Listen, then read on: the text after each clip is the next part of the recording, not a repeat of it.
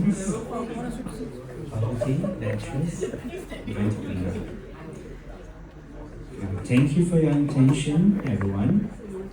Okay. Now, before we start, I would like to please and welcoming Miss Irene for the welcome note.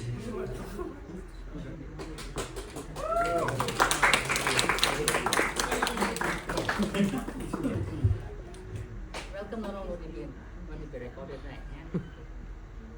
Hi everyone, thank you so much for coming. Hello. Okay. Okay. The main thing of a welcome here, I would like to welcome our guests. Okay, our regular guests. I can call you now.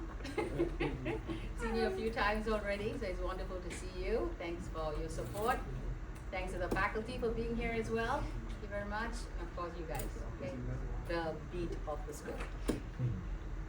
I'd like to introduce you to Mr. Boon Tan, a friend of mine from when I studied at Berklee. Okay, you don't look old. We are not old. We're just getting onto the vintage line. Okay. And we're more expensive, by the way, as we get more vintage we are. But Boon is, I would like to say that he's an excellent, he's a model human being. Let's start with that. Okay, a man who is honest, who is very dedicated, who is very committed to anything that he does. And not just does he have the honesty within himself, he also in his businesses, he tries to make sure that his businesses are honest and that he's very genuine in terms of developing artists when he was in his formative years when he started his company called Broadway Entertainment. Okay, he's a music production engineering student at Berklee, and he was one of the ones that Wayne Wadhams, the late Wayne Wadhams, who is a master producer, got into the first Berklee album. Okay, so you should check out his track. I hope he can play one today. If not, I have it. I can send it to you. Okay, all right. So there's something even it sounds very Chicago style. Okay, but those days in the '80s, that was the top. And Boon's was one of the tracks taken for the first Berklee's production album. Okay, this guy. After that, he came back here and he developed so many artists. Awi, Dayang, Faiza, and so on and so forth. The list is very long, including Alley Cats. Okay, he has done all of that. But one thing I noticed for Boon, that he has a knack, he knows what a hit song is. And he can smell it a mile away. Okay, he's a Mr. Hit. He produces. He's got like almost 100 songs that he has produced. And he knows what goes into songwriting, right? So when you write a song, it's not just I'm just gonna write a song. The song has to fit into a genre, right? Into the stylistic here. Then the bass lines and so on and so forth. So he knows. When he wants to write, looks at an artist, he already knows, okay, what, and what the people will like. He can also see, oh, this is what the public and would like and will buy. Those days you have to buy an album. Nowadays you can just record a song from your streaming devices. Yes, but those days you had to buy an entire album in order to listen to even one favorite song. Okay. Then after that he went on and he did a lot of media syndication, dealing with Indonesian programs, bringing it to Astro TV here. So for all of those of you who like to watch Indonesian serial, maybe your parents do, and this is all a product of Mr. Boon Tan. He is the initiator and the originator who brought those programming here. Otherwise, we would not have those here. And then, for a long time now, he's also done a whole lot of program on online learning for the school system, from Standard 4 right up to Form 5. Okay, so you can take all your lessons online and learn online through a range of teachers nationwide. Okay, and he's got the whole anthology of records of all those syllabuses and so on. So as a musician, starting out with a hungry musician, and now to a media personality and a businessman, I would call him. He taught music business at ICOM in our formative years, way back in 1999, year 2000. Okay, so we are, please welcome him. I also would like you to welcome him to come back here to at least do a class. Yeah, Boon. 2000 was a long time ago, not 25 years ago. So you always welcome, the doors are open for you. Okay, so I won't take much of his time, so please put your hands together for Mr. Boon Tan. Thank you, Ms. Irene, for that wonderful. So, ladies and gentlemen, it's my great pleasure to introduce our esteemed guest for today's session, Mr. Tan Boon.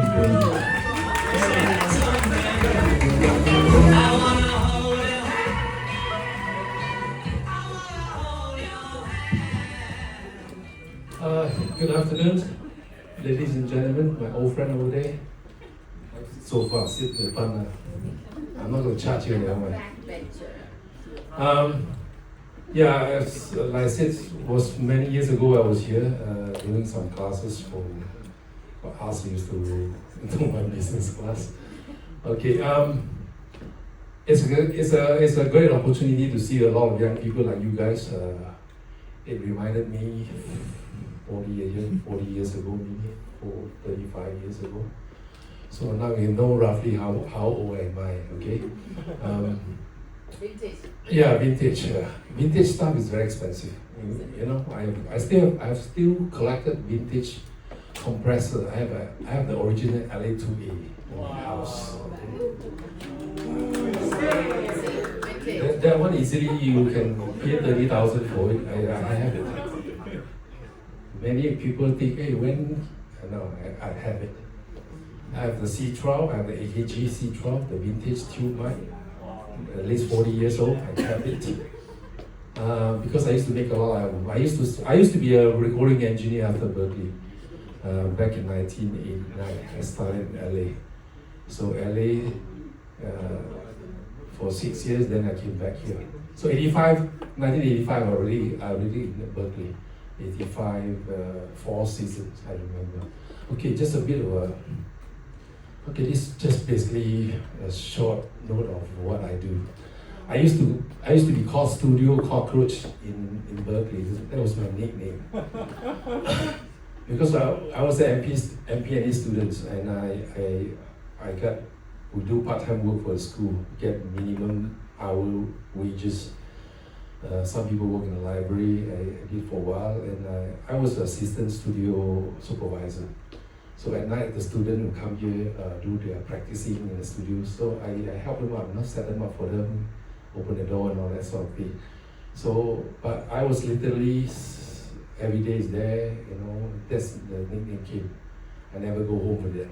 So you can say that, you know, I really misuse my power to gain a lot of studio times. That's how you become good, right? You need to become good, you do a lot of practicing in it. So that's the only way I can get a lot of free studio hours. So I was there all the time.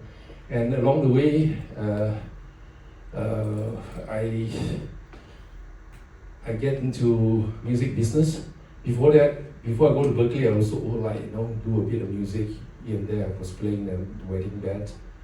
I started music quite late actually. I removed class. I started doing remove class. I went to Yamaha Music School and learned how to play organ. So that I'm not like some of the children, 3 years old, they go study piano. So I started quite late actually. But my ambitions was always there. Because funny enough, I grew up my teenage childhood on top of a record company. Whereby downstairs was a record shop run by my uncle. So during the 60s, right? So you're talking about Santana, all Deep Purple, everything I know about it. I was still a young boy. That's how I explored to a lot of Western music when I was very young. Because any hit album, they would play it all day, you know. Then the old days on in vinyls, no record, beating guitar. There's no CD yet at that time. So it's vinyls. So from the vinyl, they go to four-track cartridge. Have you seen one, your father? Cartridge, then cassette come. Cassette only VCD, CDs, CD, VCD, DVDs, the big LD. After that, all disappear. Everything else online. Okay, literally, technology actually transformed the music industry. Okay, you must know that because I'm an old school analog guy. Okay, 1985 we saw analogs. We're recording on 2-inch master tracks, 24 track tapes, which you probably never touched one before, even if you graduate with a degree tomorrow. Okay, I was from that era. Okay, where music is more sincere, right? You have all kind of music, R&B, funk, you have everything that's happening. Because nobody sounds the same. In that audio, nobody sounds the same, right?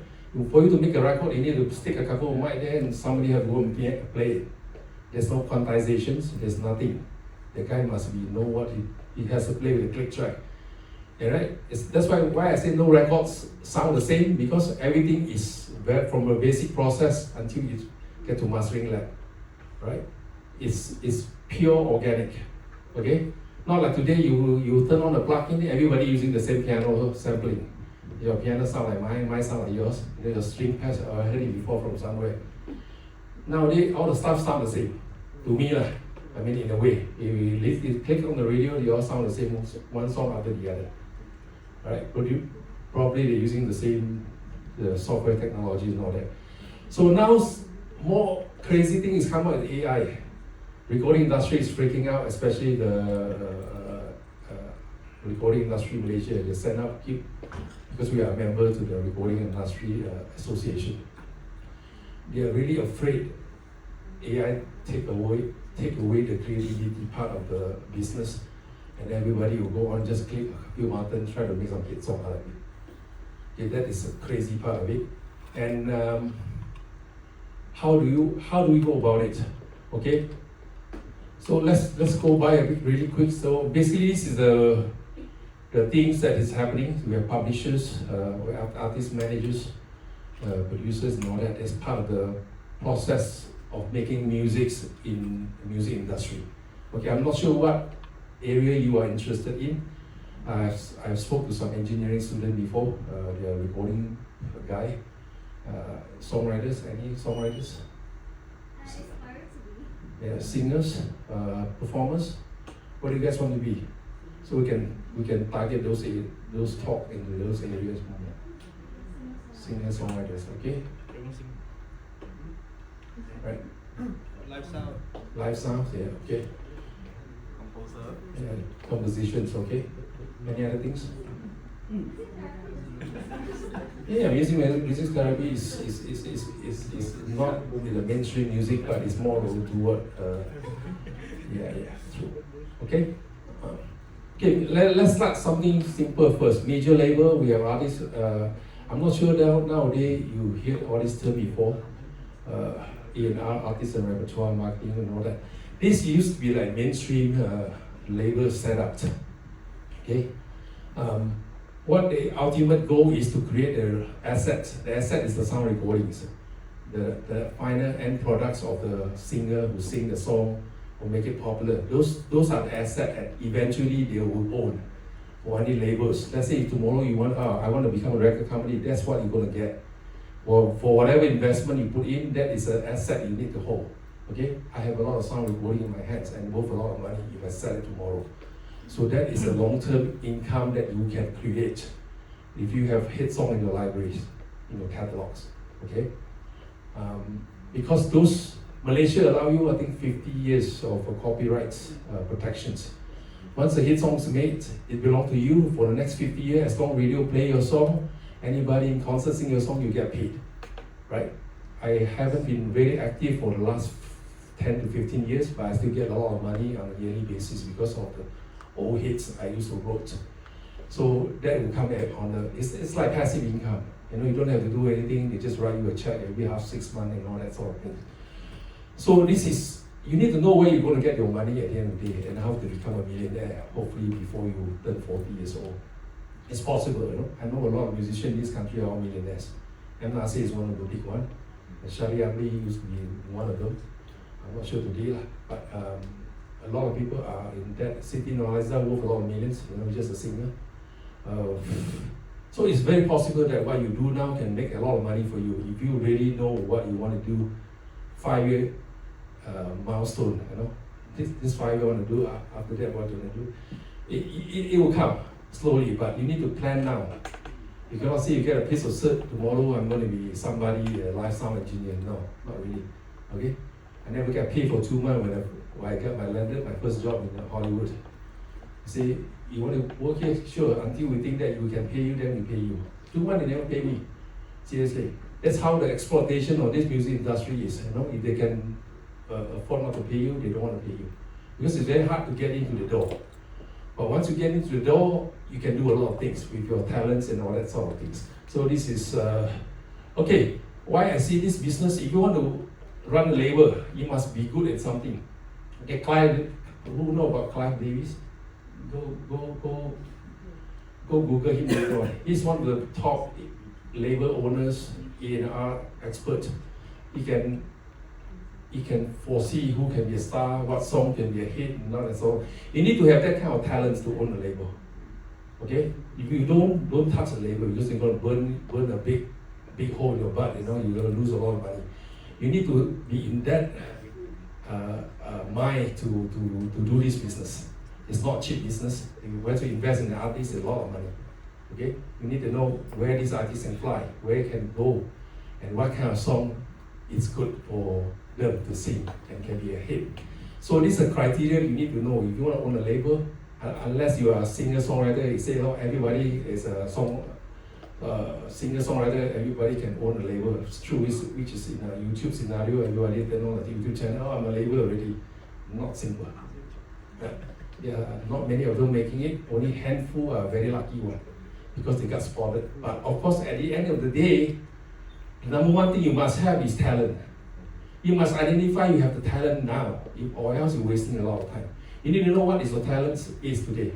Is it sound engineering, tweaking note, make it sound great, you know that, you don't get feedback, nobody complain. Everywhere you go, it's a fantastic job. Or you are songwriters, or you're a very good guitar player.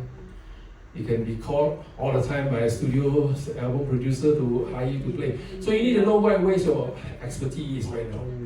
Okay? If you know yourself well, I think you need to focus on where you can explore from that angle, moving forward. Okay? I believe you already got to this stage. You already know that you are a creative person. Am I right? Right? Music is a creative thing because it's not 1 + 1 = 2. You know, music is anything goes. Actually, yeah, anything goes on. There's no rules in things that you can do, you cannot do with music. It's very wide space for you to go and tap. All right. And of course, you need also one more thing is very important. You have to be very special. When you see things, a lot of people don't do the same thing again. Do something that nobody else do. Okay? That is the key you need to do. You have to be different. You have to be always standing out. You are different. You sound different. You sing differently. You are so special in your own way that people will love. That will bring you much further in life. Okay? You need to be because you're in creative business. You cannot do it. There's no formula how to make $1 million. The first $1 million that you got. No, you have to be creative. What can I do to achieve that goal? What is my strength? Right? I can tell you a lot of crazy story about my journey. Right? I can set up an SSL studio without my own money. You believe it or not? This is 1997, 98. 97, 98. I set up a huge SSL studio, full-blown studio without my own money. Seriously, you can do it. I've done it already. You say how you do it? Oh, simple. Because the label that I work with think that I'm worth a lot of money to them. Yeah, I produce so many hits. They're making so much money from my hit song. They already believe that I can do things for them in a much higher, different way. You have to position yourself in that position, where people can give you $500,000, just write you a check and say, look, go build a studio, everything I pay for. It's possible. I've done it already. So don't tell me that nothing cannot be done. Everything can be done, right? Anything can be done. You don't need a lot of money to get started. Because why? Creativity is free, man. You plug notes from the air, it's a song already. Am I right? Yeah. You plug notes from the air, it becomes a song already. Who know? And now AI some more, like you can just type some prompt, it give you a song. But of course that you don't call it's yours lah. It's cheating lah. It's not your out. Your creativity work. You need to know that. So don't underestimate yourself, because if you are a creative people, you are already a winner compared to a lot of people who don't have these talents. It's a talent, right? before I went to Berklee, I already started to write songs. I write Chinese pop songs and all that. And one of my songs, when I was still before I was 18, 16 years old, I just, last time I have seen Jiu Bao, the Chinese newspaper, they organized the Singapore Malaysia pop song competition. I sent them a cassette. I was top 10 in the winner. I was 16 years old, right? And then I started realizing I have this talent. That's what I progressed to the next level.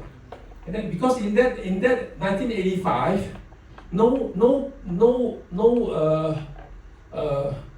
sound parents would want to spend 200,000-300,000 of the money to send you to music school, especially Chinese family.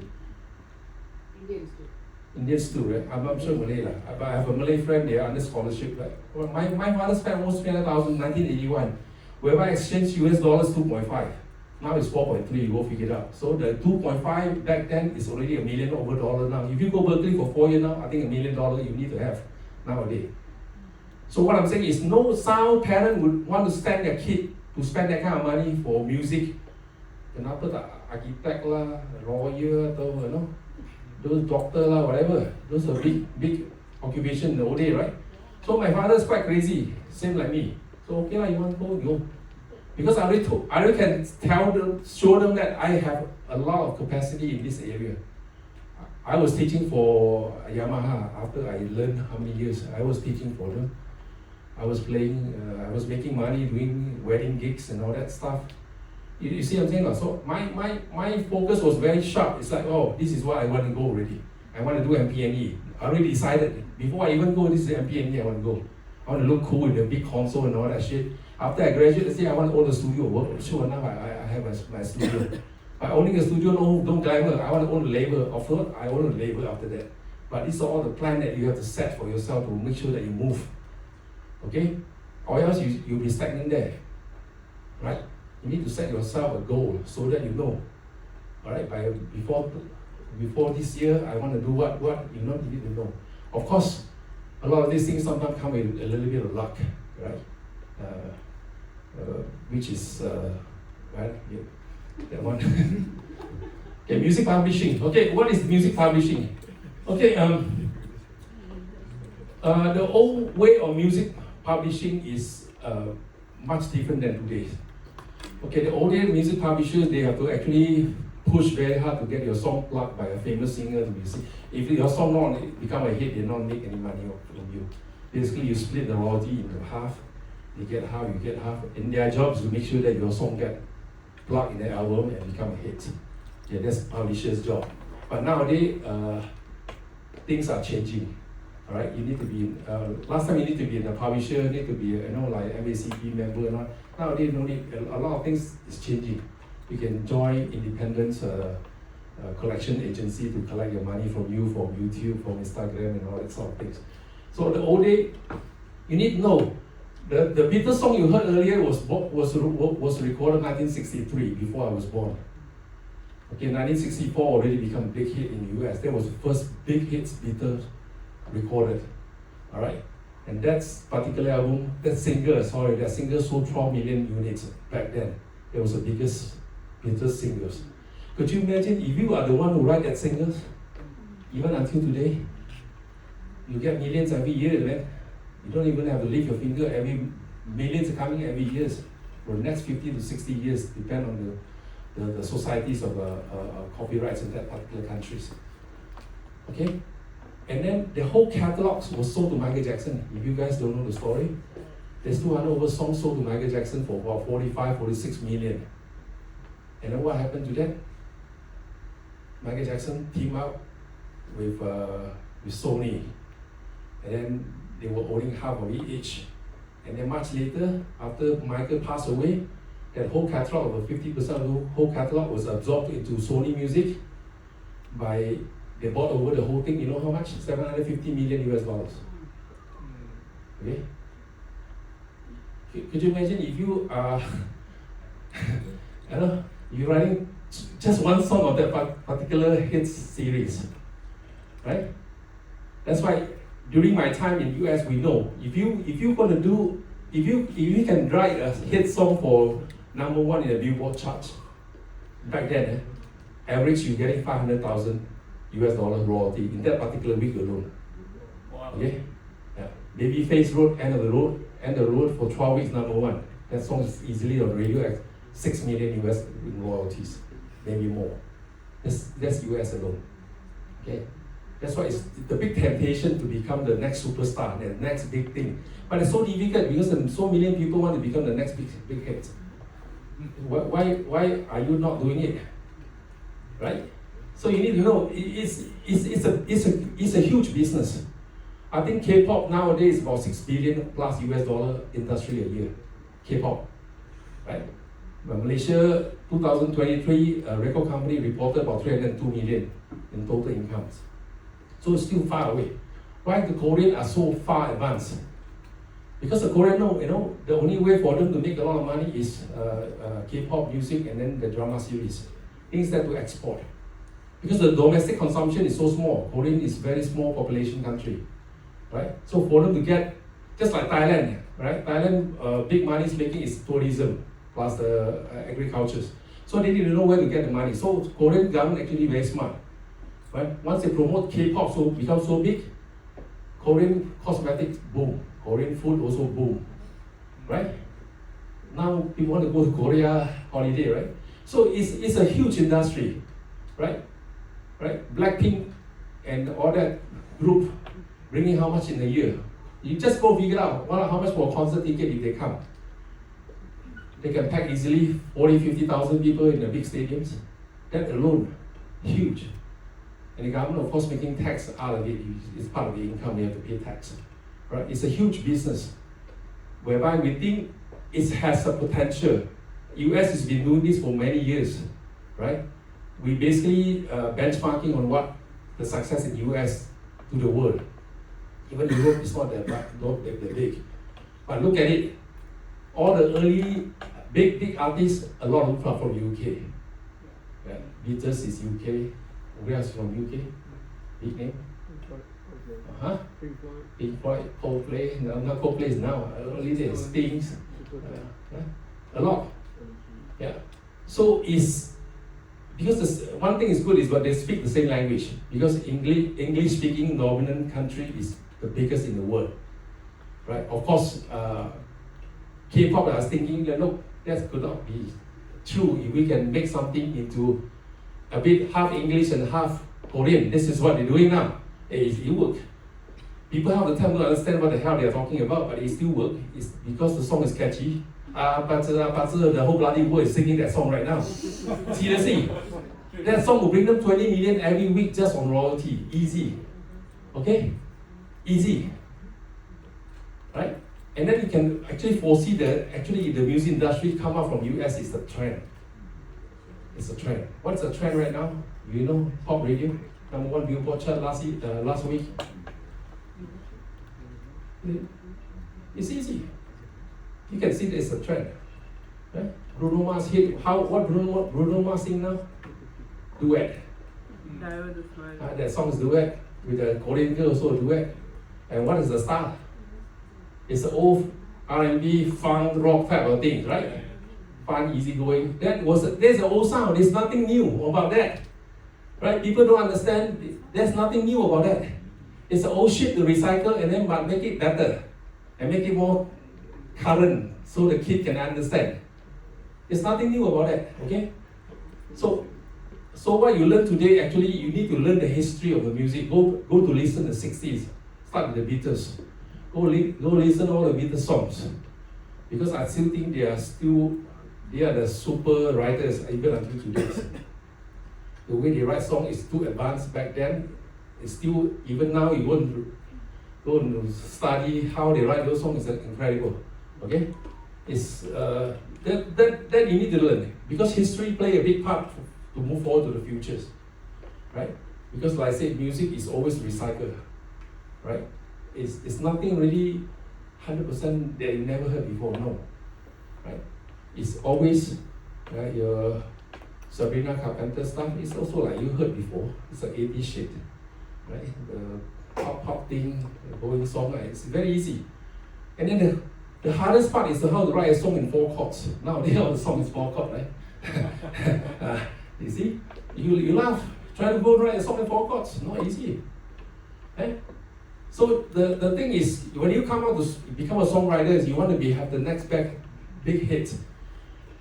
You need to know what the trend want. Also, at the same time, you need to be so different that you don't sound like everybody else. Right? Those old artists can last 30, 40 years in the music business. They sound by themselves. They don't sound like everybody else. That's why they stand out.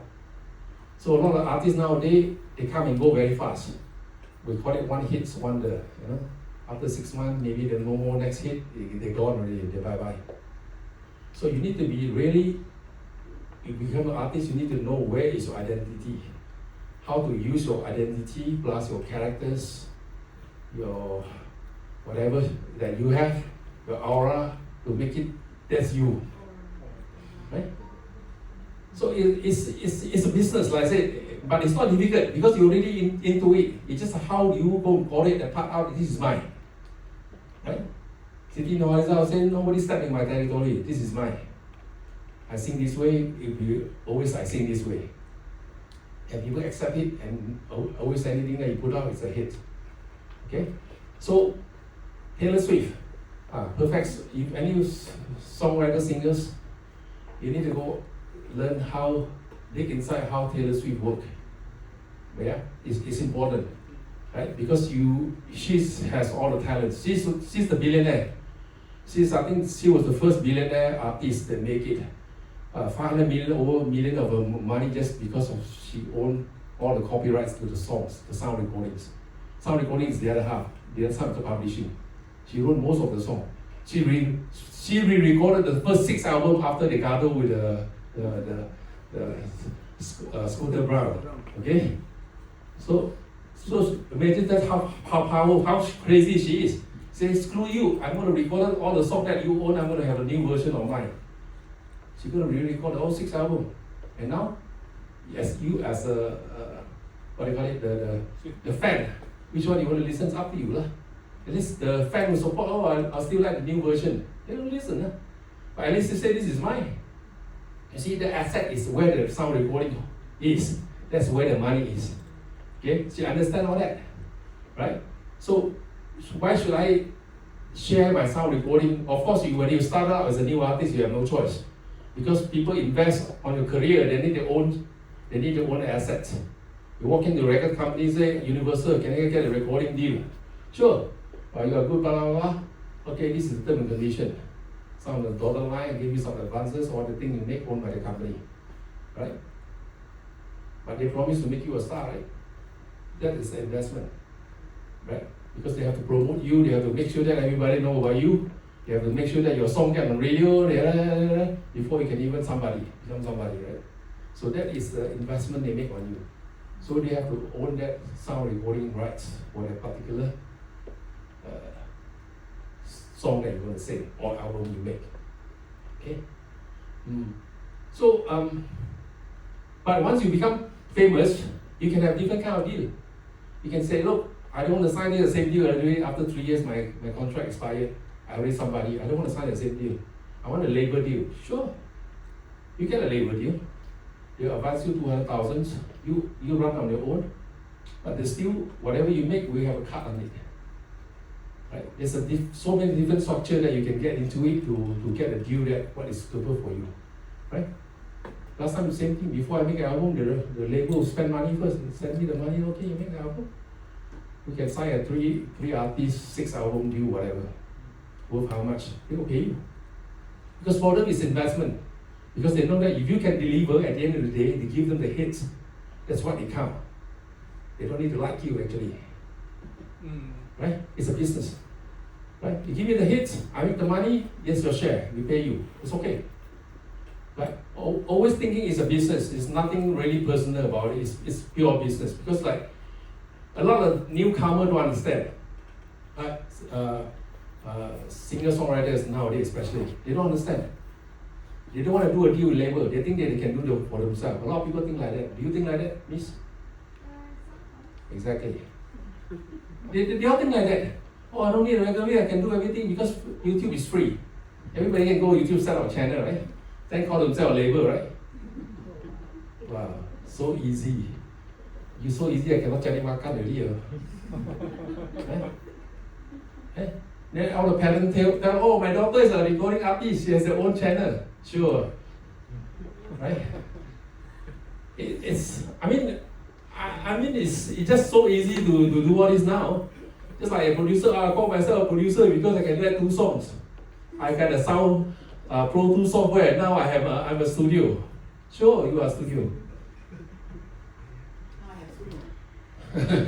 Exactly. So you need to be very good in what you do, because like I said, nobody will give you a chance if they don't think that you can even, crack certain surface to become a hit. At the end of the day, you are in the entertainment business. People must like whatever that you do. That's very important, right? Your song go up, radio love it, wow, keep spinning. There's royalty coming in. So you are in that capacity to do things like that. You worth a lot of money, right? I remember MRC at one point worth a lot of money. Right? All the big album will go to him first before anybody else touch. All the search wings, all that will go to him first. Then he can decide, okay, I want to do, I don't want to do. Right? Because first time I met him was 1997. I was mixing Double Trouble, the search and wing album. That album mixed by me, by the way. He walked in the motorbike. Who the hell is this guy? Oh, this is MRC producer. Oh, very low profile guy. And he worked very hard. Yeah. Because he's smart. You know why he's smart? Because most of his hits before Hari Raya will start playing on the radio. All the Raya songs.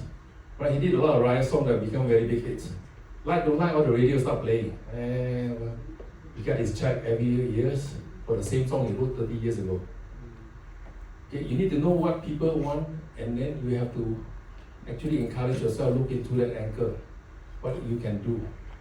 Right? Those are very niche, and he's smart. He saw it a long time ago. One corporate protection come in place, that every year this bugger play my song, I should get paid already. You cannot run away one. Yeah. Go. So become a rich songwriter.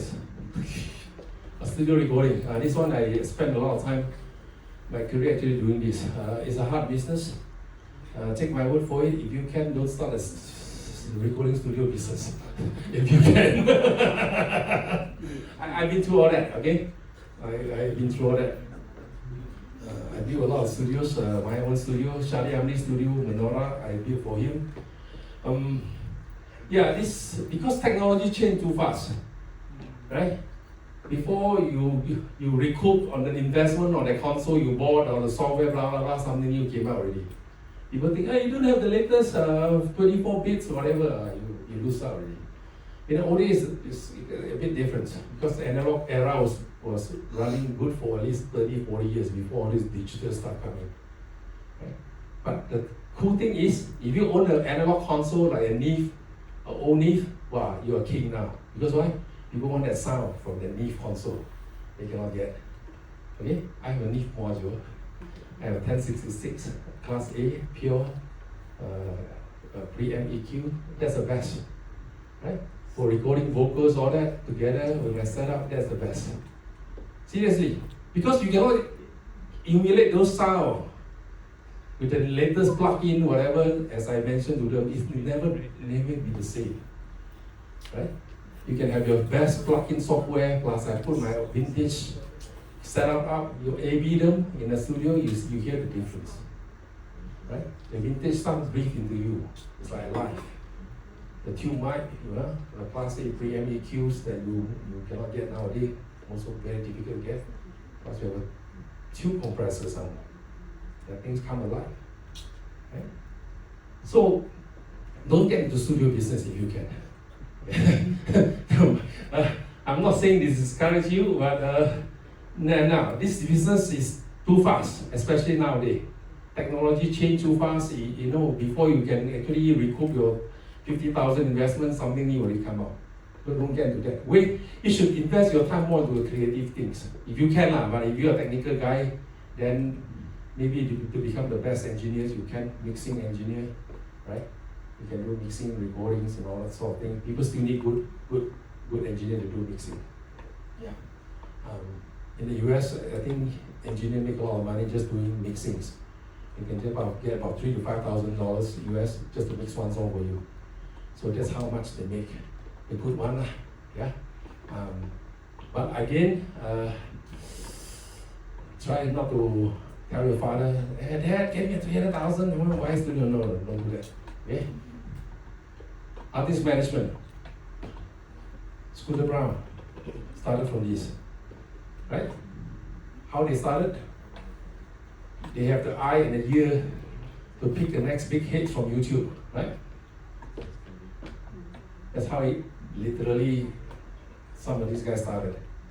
You probably cannot even sing a note or write a song, but you can spot an artist. That is power to him, seriously, right? Because I know my partner used to run BMG Music. He was an A&R before he was become MD. He's tone deaf. He can't even sing a song in a proper pitch. But he can tell you the next hit coming out is from which album and what song. Okay? People have some of these people have very strange ability to do certain things. Right? All the artists under him, Search Wings, UK, right? What else? UK's, who's the guys? The guy who write Slam, Axis, Ziana Zain, all those big Awi, Search and Wings, Awi's from Wings. He can't sing. I know him for 30 over years, he can't sing, not even a note. But I can tell Boon that one's going to be a hit. Then they put it on radio, sure enough, boom. So people have, you need to, that's why I said earlier, you need to know what is your expertise. Some people are very good at that. Even they listen, this song I haven't come out anyway, but very nice, this one has potential. If you have that kind of ability to do things, you just become artist managers.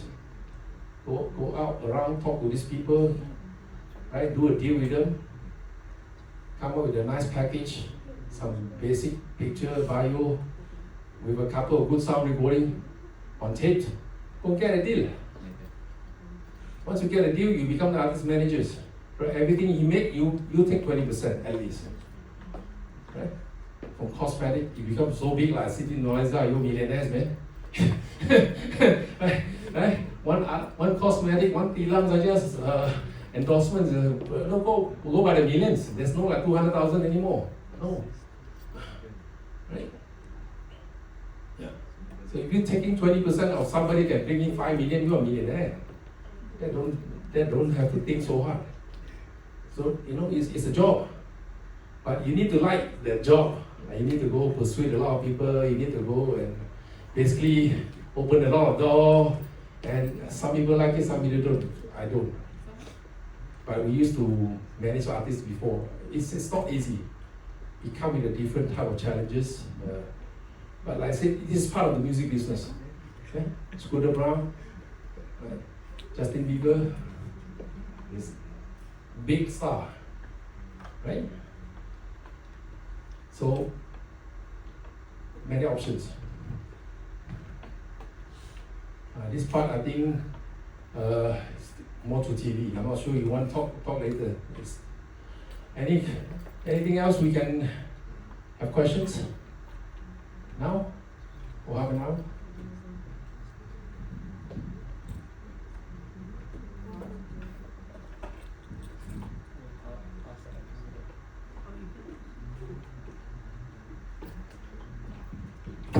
Cikgu. Yes. So now, right, because everyone's like doing digital stuff, right? So they don't really, I think a lot of people are not thinking of actually doing a recording studio. How would a producer now, like a young person from ICOM, if they want to start, like to do production or work with an artist, what do you think is a good step for them to start now? I mean, okay, how would they do that? I think this business is, if you're talking about artists, you need to start with the song first. Okay, let me ask you a question. Is the artist become a hit first or the song become the hit a hit first. If you never, the song become a hit, then you know the artist, right? They kan review, wah lagu tu sedap siapa nyanyi, oh you tak tahu kenal siapa, tapi lagu sedap kan? Artist only come later, oh tu siapa-siapa kan? So the song hit you first. It's the same thing that the song has to hit the A&R department first before they say, look, I'm going to give you like $500,000 to sign your ass up to be my artist to take a risk on you. What you got, right? In the old days and now a lot different because now labels want to first priority they want to sign the artists who can write, singers, songwriters, right? You know why? Because you get the both sides of the deal, right? Your album sales, they got money from you. The song that you wrote, they got publishing. Why should I get another person that I don't know to write the song if you can do both for me? So this is the in thing now, right? Most of these artists, they are good songwriters, right? Even the current one. Malaysia maybe not that on that sense of trend yet, but in the US, yes. Compare you a good singer that but you can't write song to your neighbor that he can write and sing as well, you're gonna lose out, right? Any day. Because my budget is limited. I can only spend 5 million for 10 artists this year. I want to get a 10 artists can do both for me, man. Because why? Once I sign a deal with you, I'm going to put a publishing also under my publishing company. Whatever you write. And you most likely have to give that out because you're nobody. Right? So you have to do a deal. So okay, I sing for you, also my song you publish for me. Because you're not a publisher anyway in the first place. You need to give them enough reasons so that I can make money from you, then you only have a chance to become a star. Understand that or not? Don't say that I'm so good, useless. Nobody know about you. Because why? For people to know about you, a lot of money have to spend before people know about you. Am I right? You think that you put your pretty picture on the YouTube, people still know about you? Not really. I mean, that's reality, very harsh, right? Sorry to say that. I just want to let you guys know. Nobody give a shit. Sorry my language. You can edit after this. Nobody. See you seriously. You need to give me a damn good reason why I should spend 200,000 or 300,000 on your first album. Why is that? You're not my girlfriend, you're not my anybody. You said, why should I? If they smell money from you, then there's a lot of good reason they want to do a deal with you. So what's the smell that they want to smell? Money. This guy potential is crazy, huge. They can write, the song is amazing. You look at it, wow, every song is a hit. To their ears first, of course. You have to pass the first step, A&R. If not, you don't get a chance, man. You say how good you are, nobody cares. That's the reality of the business. It's very harsh. Right? Am I right? Right? You prove to me that you can, everybody, a lot of people can sing, but not everybody can write you a hit song. That is the key way it's going to make them money, is the song. You have to trigger from the song first, then you put your face there, your voice there, hopefully you go well together. Without that song, sorry, you're nobody. So I encourage you, if you're a singer-songwriter, you have to spend more time in songwriting than how to make you look even better. Songwriting first, look second. Look is still important now currently, but song first. You can show them 3-4 songs in a row that, wow, this is all hit material. Trust me, you're their baby already. You're the baby they can't let go. It's crazy. It's the reality. You don't think that, like I said, they're not your father, why did you put so much money on your career? Unless they see this is we know what to do with this, this is potential. Sure enough, they put out the thing that radio love you, every day become a hit, are you ready to play? Then they get the money back, they get investment, they plus extra money, then they love you. Then the whole country know about you, then you only become the star. Before that, you're not a star yet. Right? So very brutal, this business. If you really want to think about it, it's very brutal. Don't think that I have some talent, I open up my YouTube channel and be a star. Sure enough, go and try. Nobody care. So many people do the same thing, nobody care. Right? Because for them to plug your song, make sure radio play and all that, they need to spend money, man.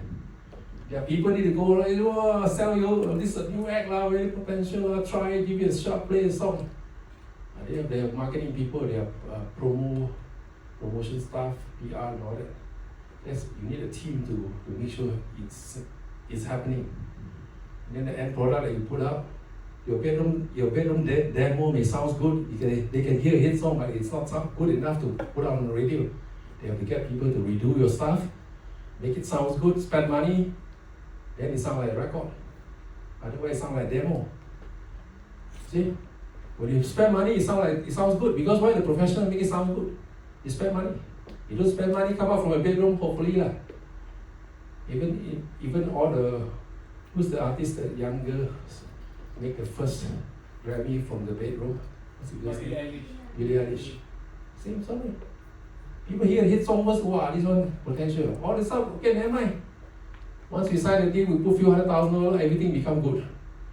Right? Remix it over, mastering it over, make your video looks good. Right? That's all. You need money to make it a reality. Sorry to say. You need a lot of money.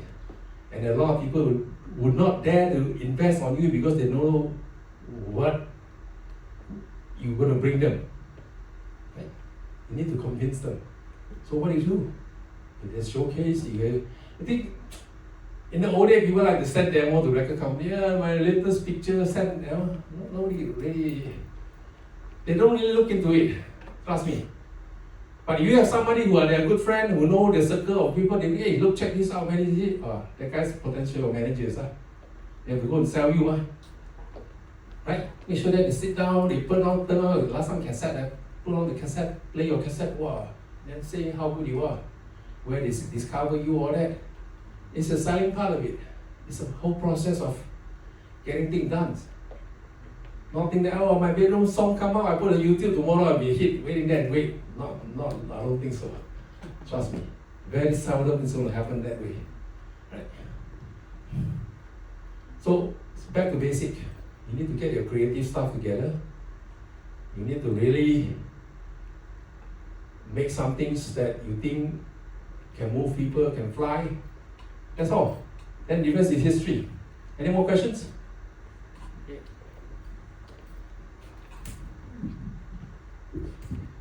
So I want to ask, is it possible to, because if I want to pursue my studies in Berklee, and there's a minor called music business as well, so is it okay for like a singer-songwriter to also somehow major in music business? Because it's kind of different, right? Because usually you need a team to... What's your name? Mia. Mia. You yourself is a business. When you step out there, you get done, you get makeup, yourself is a business already. Because you're selling your voice, you're selling your look, you're selling your creativities. Right? But what I'm saying is, you don't need to be a business to become a top artist. You can always hire people like us to become your managers or whoever, very good in what they do, to manage you. Right? You just have to focus like right now. I'm going to make sure that I'm going to have 3 hit singles this year. This is my focus. And it looks good, I need to sing well. That's all. The rest, let it other people handle it. You cannot do everything. But you need to know the business of it, where the money comes from. You need to know. Of course, that's part of it. It's quite common. You need to know. What agreement, what contract you sign with the label, you need to know. What's your obligations? I signed a 3-year contract, how many albums do I have to deliver, or how many singles, what is the condition of it? You need to know all that. Right? If you have a professional manager, of course they will look into it, because why? They must look after your interests. Because whatever you make, they take a cut from you. You don't make, they don't make shit. So you have to make a lot of money before they get rich. So there must be this kind of a relationship. Yeah. So let people who do good at what they do to help you. Because I always say, oh, I can do everything. Yeah, sure you are. I mean, some people are talented, not to say bad thing about them, but it's because this thing must have a structures. Right? How radio pick up what new song to play and all that, they have a system. They need people to deal with them. They need to make sure that your song get on Spotify, right? If they're international labels, then they have more wide coverage of people and networks. They and can help you make it big. Right? Look at Yuna. Yuna got one hit. After that, what happened? Is there any more hits coming? You need to ask yourself why. Am I right? She's back here now. Exactly. Why not no one in New York? Think about it. If she can be in New York making the second, third hit, you think she want to come back here to sing Malay song for you? Come on, please. You see, it's important, right? Because, like I said, the opportunity come to you may not come every day. Once in a lifetime, you have that opportunity, you go. Then, of course, you need to be respected in a way that you know your shit. Sorry to say that, you need to know your shit, right? Why I know my shit? Because I hate songs. Sorry. Everybody loves me. You don't want to sign me, everybody will come and sign me because I hate songs. I know how to sing well. You gotta have your things. Like it, don't like it, you need to have your thing. Because why? There are thousands of people outside want to do what you do now. Unfortunately, but that is the way it goes. Right? So you need to know, okay, get myself together. Right? You want to go Berklee, go Berklee. You want to do it professionally now, do the best you can. Always think of it. If you are singers, this business starts with the song. I don't know why. It just is. Right? And if you have that, if you tell me, sir, I have this 3 hit song, I think it's mind blowing. If I listen to it, I think I agree with you. I will help you bring it to the label. Which label you want to go, just tell me, I'm going to do it for you. I don't have to be your managers. Because I don't know more. You need a connection and people can actually bring you around. You just need one person who believes in you, that's all. Right? And you go from there already. Everybody start, you need to have one thing that you can grab on. Grab it as hard as you can. Don't let go. That thing is going to bring you to the next level. Okay? You need to see opportunity. Who can help you to get to your dream? After your school, what is the next thing you need to do? Seriously. If you want to go spend another $500,000 ringgit in Berklee, go ahead. But if you think that you have other better things to do, you want to become, and also become singers. Right? Don't start when you're getting too old. Okay? If you pass 26, 27, 28, you want to become a star, then very difficult already. In any culture, any territory. Right? Start it while you're super young. Blackpink, all the girls started when I was about 12 years old. Of crazy shit they do. Right? They're so strict trained. Now they are still, some of them are like 20 years old, like less, a little bit more, a little less. Just for the label, say, look, your lifespan is already up. If I sign you when you're 28 years old, like you are on the way out already, you don't want to listen to 28 years, unless you listen to a blues album, not mainstream pop. That's different. The jazz album is fine, doesn't matter, 35 better, because the voice is better. More mature voice they want. So depend on what you want to do. You want a commercial pop, mainstream radio, you gotta be young. Don't wait, go. Yeah? Because, like I said, even you want to run a studio, don't wait too late. If you can after 35, don't do studio work already. Trust me. I used to be 6 years full time in studio work. Sometimes 2-3 days I don't go home, I sleep in the couch. Because they pay by you. The producer don't go home, you don't go home, you stay there until tomorrow morning. One song can take 36 hours to mix. Sounds stupid, but it's true. It happens all the time. So certain things you cannot wait too late. I say, it's good, bad for health, but good for money, but so what? If you want to die early, forget about it. Right? So there's certain limitation you need to know. Especially one thing I didn't tell you guys, if you guys have become professional musician, especially us and all that, you do session, you do all that thing, nobody pay your EPF. You realize that, no? Because we have this problem in Malaysia. A lot of these old so-called old artists become very poor, need a lot of help, always come on newspaper, so and so sick, why? Ask yourself why. They never pay EPF when they're making big money. People like Serge and Wing, where they pay EPF. Everything royalty check come, wow, tonight party. Buy the next Harvey Davidson.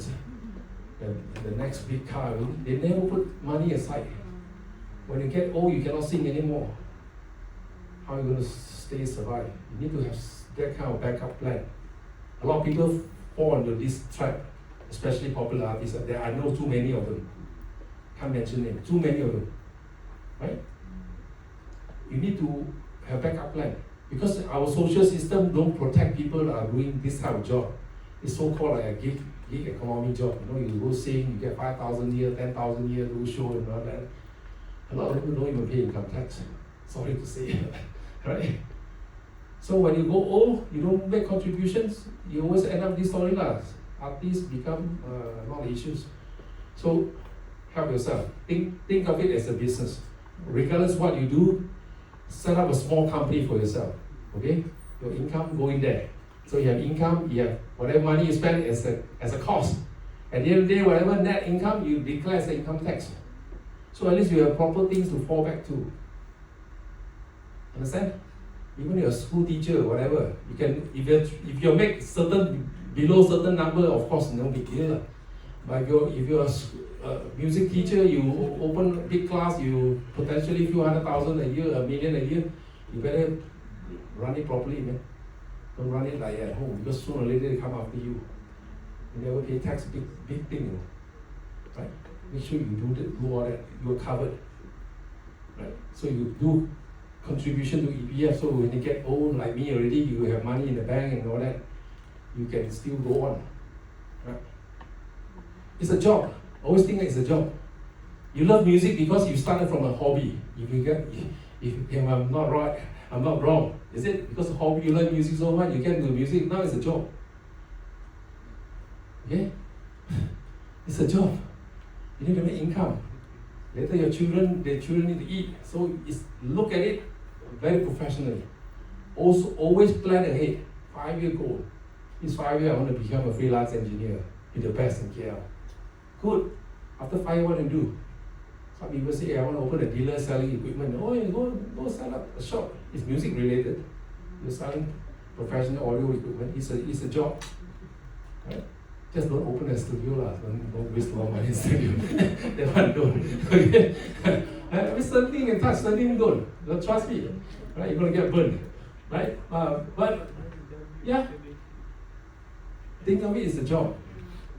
And then the worst thing is you need to have a lot of things that bring you passive income, residual income. You need to have that.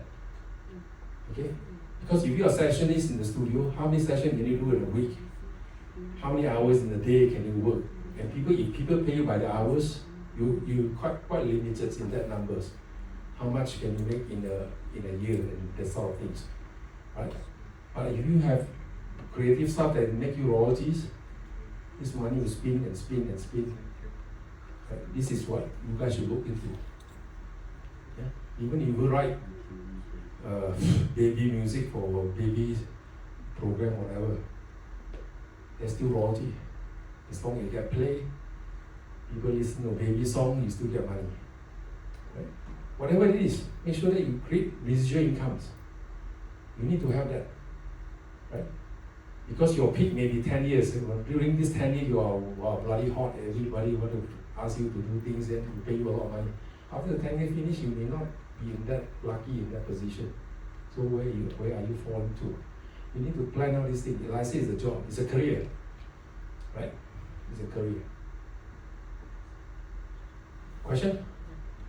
When you were running the studio, where was the income coming from? Like what are the income streams when you were running? Okay, when I run the studio, basically BMG Music at that time need more studio time. There's so many artists. I think at one time there are 50 artists. They don't have enough studio.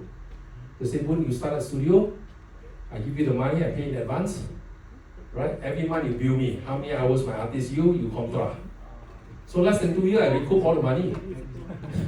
So that's why I said you can start this business with zero money up front. Because they trust you can deliver to them. That's what I do. I did that project for them. After that, we decided we want to continue, we sell the thing, we get the money. Then we go to the label. At that time we already had a label. But I said it was a stepping stone for me to get more money and cash flow because I know that part of the business. I was an engineer. I know even how to set it up. Everything I did myself. Installation, design of the studio, where to buy all this equipment, everything I did myself. Even Charlie Amdi's studio, the Manora before it shut down, all that I did for them. So I save a lot of money by just doing it myself, but at the same time, I don't have somebody pay for my investment upfront. This kind of deal is good because like I said, if I really need the time, I don't have the time, and you can help me, they'll come to you. Okay, with the priority, you must treat my artist first. If my artist cannot book, no booking, then you can take other people's project. Then fair enough. So forever I have that project really, I don't have to think very hard. Of course, I make money from doing production work. You know? People pay me upfront money. Hey, write me an album for Anwar Zain, for example. First album I did for Anwar Zain. Anybody listen to Anwar Zain's first album? Bila Resa. That whole album I did. I wrote 3 or 4 songs for you. I produced the whole album. You know, today we still get money. So this is what when you become noticeable, people want to work with you. They'll come to you and say, look, can you help me to do this artist? 3 songs, 4 songs. They pay you upfront money. I had to give people demo. Hey, can you give me a demo before? No. They'll pay me the money first. Then I'll start to think how to write for you.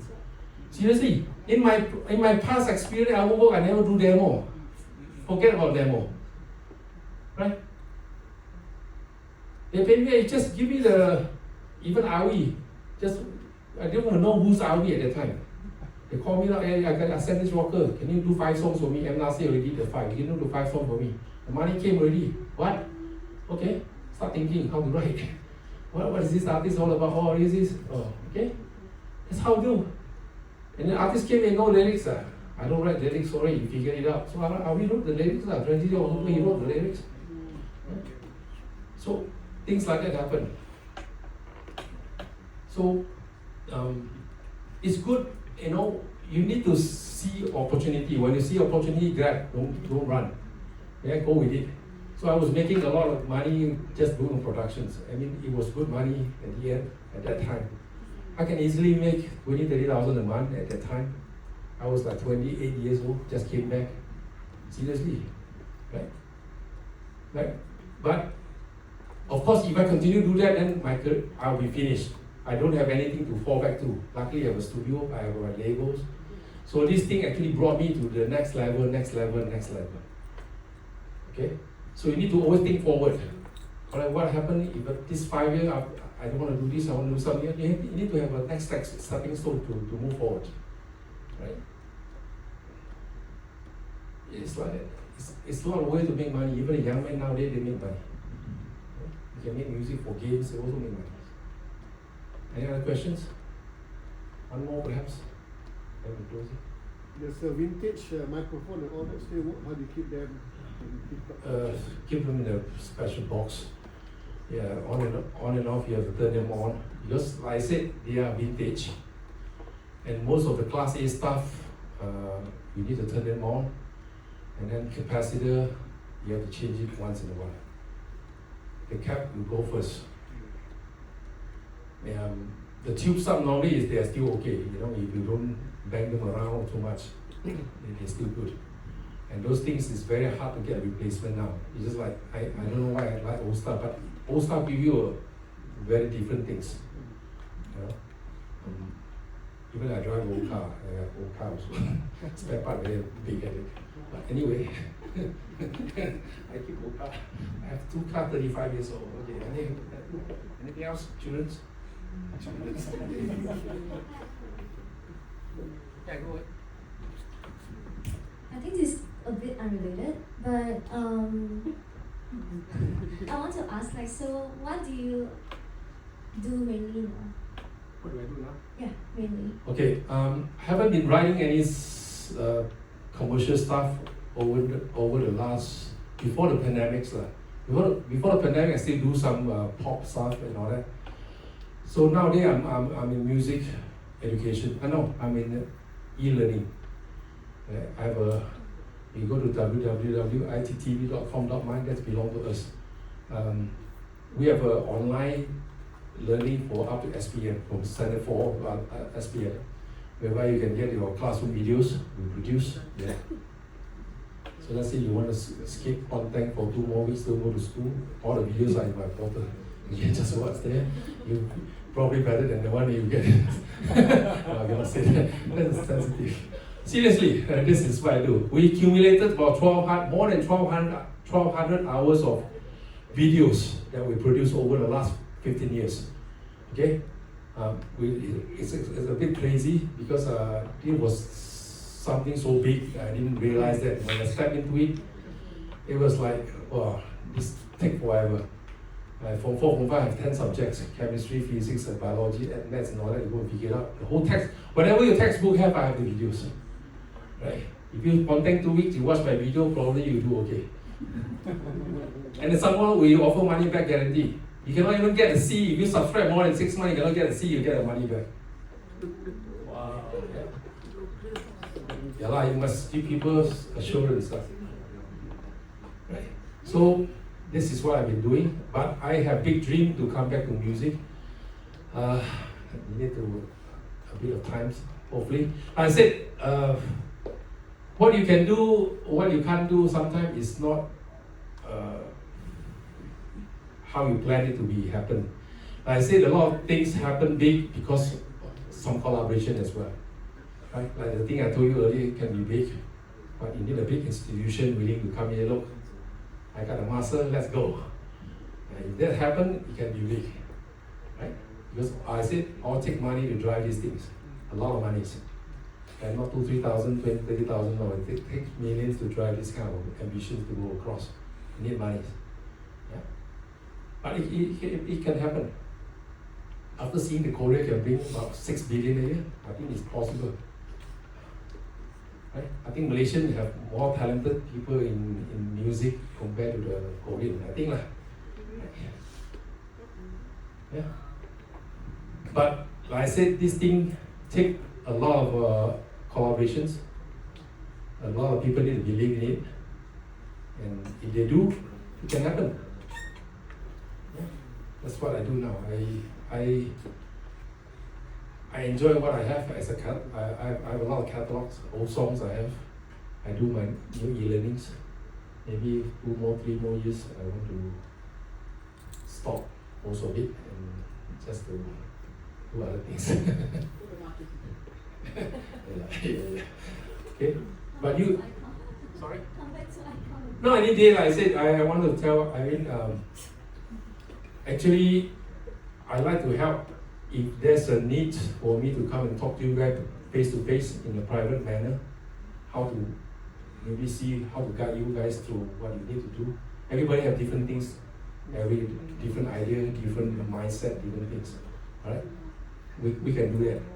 We just share experience and you see what is the best for you to move forward. I don't want to do that.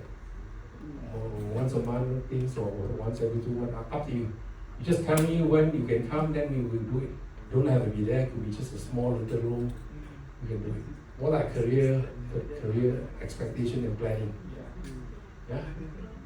Because a lot of people don't know the out in the real world what's out there actually. Right? They don't. Right? Many parents think that, oh, my kid can be a superstar. Sure. They just set up a YouTube channel, I buy them some computer, they have some software, they can record themselves. Sure enough, here you get. That's it. I mean, you have to treat it as this is very serious business, you know. Right? 2023, Malaysia generated 302 million ringgit for music industry. It's not small, it's not big, but it was much bigger than during the cassette time, the CD time, almost double.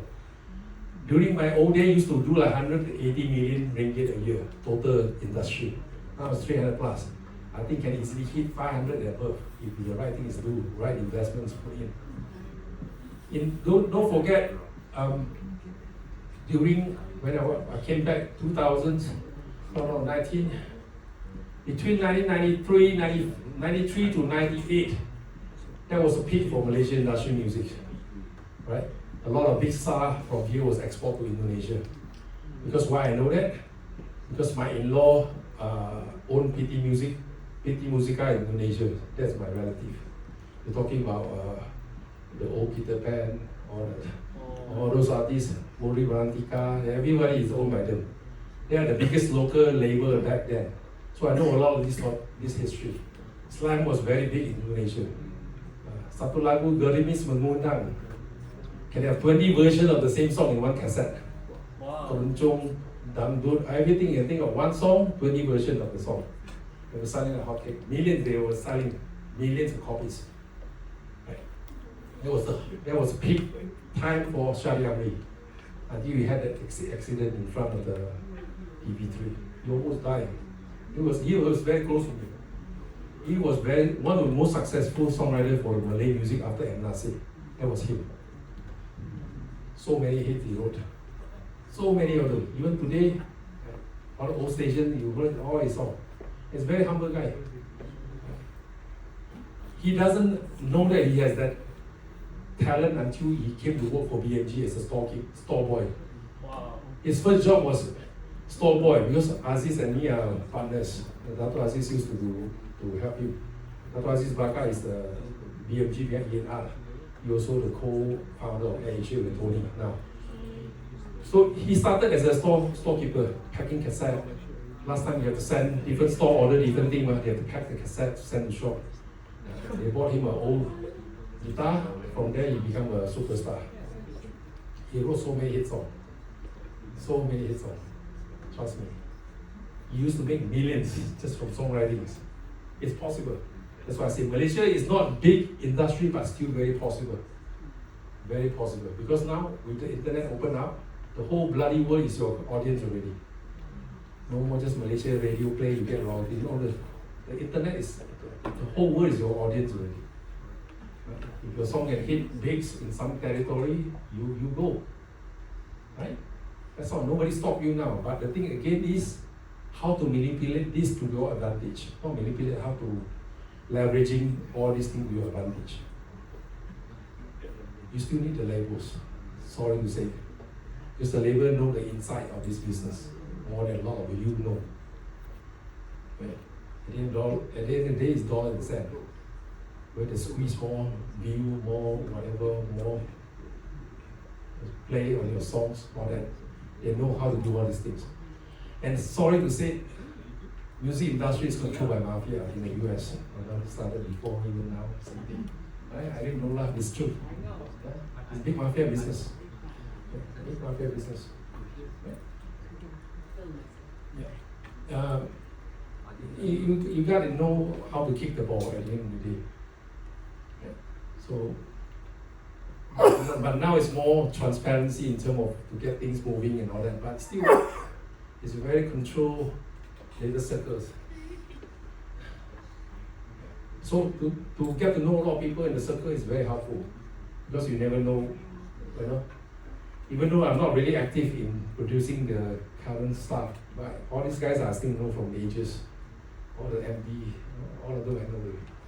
Right? You can always knock at the door, ask for a favor. Hey, can you just listen to this and can you think of something?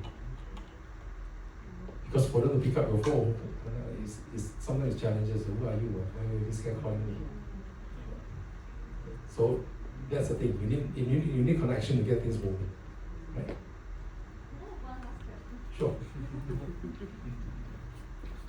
I would like to ask, so through your advice, you advise to the song hits first before the person itself. So after so usually do you wait for the record label to approach you, or do you actually approach them yourself? How they gonna approach you? They don't know you. They did once to me long time ago, but it's a very small record label. Yeah. They approached me before, and I signed with them for only a year, but it doesn't really work out for me. So You should ask yourself why. because they kind of small. Sorry. Because they're more like a startup record label. That's what I said earlier. It takes a lot of effort to make something big. And these people who make this thing big need to have certain foundations. Right? If you radio don't know play a song, you just send it, hey, can you listen to my song, play, who are these guys? They don't even turn it on. If the label send, hey, from Universal or from Warner, hey, sorry, hey. I said, okay, we have a look. It's make a difference. Trust me. And also, I'm also very confused. During MCO, I wrote an original song, and it's not very famous, but somehow the Chinese FM DJs call Goshen. So they somehow discovered my song. They broadcast it throughout the whole radio, but they didn't personally texted me. They just suddenly tagged me on Instagram. That's it. How did you get the song in their hand in the first place? I don't even know. Seriously. Did you put your song on the internet? Only YouTube. You put it on YouTube. Do you have a publishing No. on that song? If you have a publishing, you get paid regardless what. So that's why I'm so confused. So you need to register that particular song in the MACP. And once you register with MACP, anybody play their song in any platform, you get paid. You may not get paid a lot of money, but you get paid some money. So you need to understand, because once you put out on YouTube, there's a certain fair practice regulation in YouTube. And anybody can just share your song unless you say it's private, you cannot be shared. Right? Or most people who download stuff from YouTube and play in whatever way they want it. And you have no control in it. So before you put anything on YouTube, get it registered. Get an MACP membership, register it. Make sure that the library database know that this song belongs to you. You never know. If the song generates 20 million hits, 2 months later, you're going to miss all the money. Because nobody knows it's yours. Yeah. So, like I said, you never get to know this because nobody guide you. You're not a labels artist. You're just a bedroom artist, so-called. Bedroom artists sometimes are very popular, but again, you need to have certain structures. This is a business, I said. Normally you come to you go, hey, sorry, I forgot, I owe you 5 ringgit. No, nobody will do that. Because they don't know you. Right? But if your song registered under you, you don't have to call them, they will send you a check, say, by the way, the database shows that this song belongs to you. You collected 5,000 from last year. That's 5,000 yours. Make sure 5,000 you pay tax from it. Or if you need to pay tax, whatever. So you need to look at it, it's certain. That's why there's a certain music business class. You look at it there? Music business class? Yeah. So, yeah. There's a thing called publisher, right? Publishing. Right? So when you're writing the song, it's everything under publishing. Publishing meaning to say that the entity already recognized this song right by so and so. We are the publishers. We represent you. Right? So the publisher can take action if somebody misuse the song, claim that it belongs to them, they can go to court on your behalf and sue them. Yeah. So you need to have publishers. There are many ways to go about it, but start something small. Get the song first. Get it registered, get an MACP membership, just a simple member, register your song before you put it on YouTube. Once you put on YouTube, it's too late already. Every download claim that it belongs to them. You have no proof to say that this comes from you. Right? It's a long story, they go and fight, no point. So go ahead and register it, get it online. This belongs to me. You guys can use it, make it big, whatever, doesn't matter. Other people can also sing it, make it big, but it belongs to me. Whatever you do, publishing, come to me, please. Pay me. I have one last question, sorry. For voice acting, it's not really related to music, but if do I need to publish as well or register? Because once again, during MCO, the record label I used to sign for, I also did some voice acting for games. So I realized after my contract finished, right? I realized that they're still using my voice, maybe in an AI way. I do not understand because I remember I didn't actually record that script itself. But when I look back, the videos and then the games and the characters, it's very similar to my voice. So for that one, again, you're in the area that's very grey. Check what contract you sign, whether they have rights to use your voice for other purposes beside making the songs. If they don't, if you know that you have proved they are using your voice for other things, take action. But take action, the court judge is going to ask you what is your losses. Oh, my loss is $50 from this sale. That's no point. Don't waste your time. You tell the court my loss is 50 million because I cannot be performed anymore, they take away my hit song, blah blah blah, then we have a chance. Anytime you go to court, the court is going to ask, okay, even you win, what is your losses out of this so-called case? The guy will put a number, oh sorry, I take your song, forgot to give you credit as you as the owner. Okay, maybe 500 ringgit is what I'm supposed to pay. That's 500 ringgit you get. But to hire a lawyer, it will cost you $20,000, $30,000, $40,000 before you even see your 500 ringgit. So forget about all these things. Okay, don't get into that. It's too much for you to deal with. Just let it go, forget about it.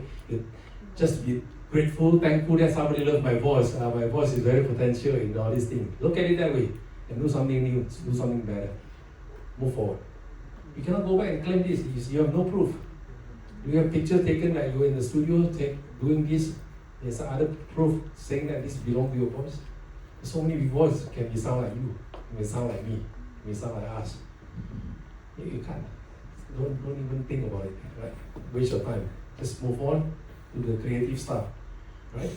Next month, set yourself a goal. I want to come out with at least 2 hits next one. Out of 20 songs you're gonna write, you can get 2. You're fantastic. The rule of thumb is 20%, 10 to 20% success rate. Just like we sign 10 artists, maybe you only get 1 hit artist out of it. The other 9 will flop. That's the game of this business. Let's say you sign 10 artists, 5 of them will be a big boom. No. You can get 1 out of 10, you are very lucky already. So, are you the 1 or are you the 9 that failed? You have to figure it out. So you have to try very hard. Right? It's a huge potential for you to make millions in this business, I'm telling you now, but it's very difficult. You need to be very competitive, you need to know what you're doing, you need to know your strength and how to go about it. Right? Make connection, people can help you, you go. You navigate. I said, why should I put my investment on you? Who the hell are you? The first thing I told today. You need to prove, I have to do this. Right? I have showreel all my song, people like my song, and then they have a lot of this, then okay. Maybe there's a showcase, you come and sing, they love you, okay. They'll spend money on you. Unless you have a rich daddy at home. Okay, possible also. Yeah. If you think that you're very potential, daddy spend 100,000 on me, I go ask and somebody who very popular will make me some albums. And then go from there. But why you spend your money? If you're so good, you get other people to spend money for you. Right? Exactly. So the worst business decision is to use your own money for the business. Use other people's money for the business is the best thing to do in the world. Okay, are we done? Thank you very much.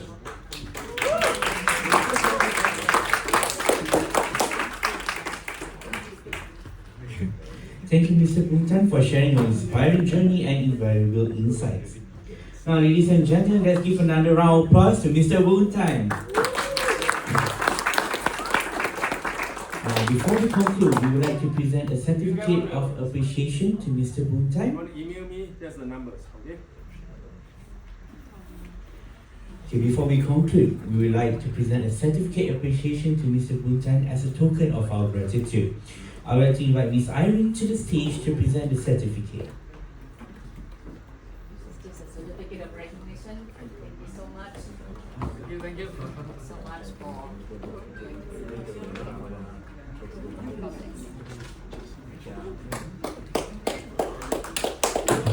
Okay, now let's gather for a group photography session with Mr. Boon Tan. We kindly invite all participants to join us for this special moment.